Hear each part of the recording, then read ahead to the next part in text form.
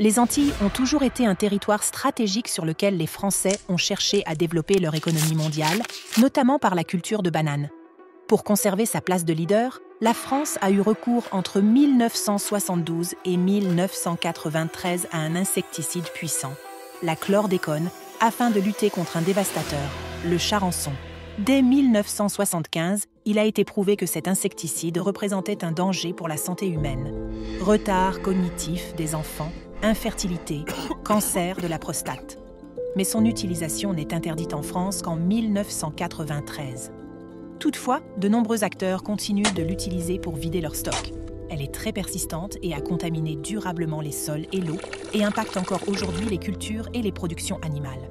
Notre objectif est de valoriser le bétail élevé sur des terres contaminées en le décontaminant afin de préserver la santé humaine et la sécurité alimentaire. Cyril Fate, Yves Leroux, Perla Al-Najjar et leur équipe se sont alors penchés sur ce sujet en s'intéressant à la dégradation de la chlordécone par la méthanisation. Pour ce faire, ils ont mené des expériences à la ferme de la Bousule sur des effluents de moutons après y avoir ajouté de la chlordécone. Au bout de 3 ans, un ruminant élevé sur une terre contaminée le devient lui aussi par ingestion de sols contaminés. La chlordécone se stocke dans les réserves graisseuses des animaux et se propage alors dans l'intégralité de leur corps. Leur consommation représente donc un risque pour la santé.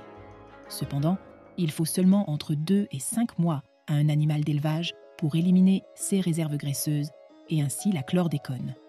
Il serait donc possible de laisser le bétail grandir sur des terres toxiques, puis de l'introduire en station de décontamination quelques mois avant qu'il soit abattu, et ainsi obtenir de la viande saine grâce à leur décontamination naturelle.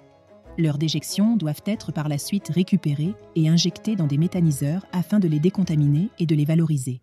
Pour encourager les éleveurs à lancer la décontamination et éviter le marché illégal, l'État a décidé de prendre en charge les frais de décontamination du bétail.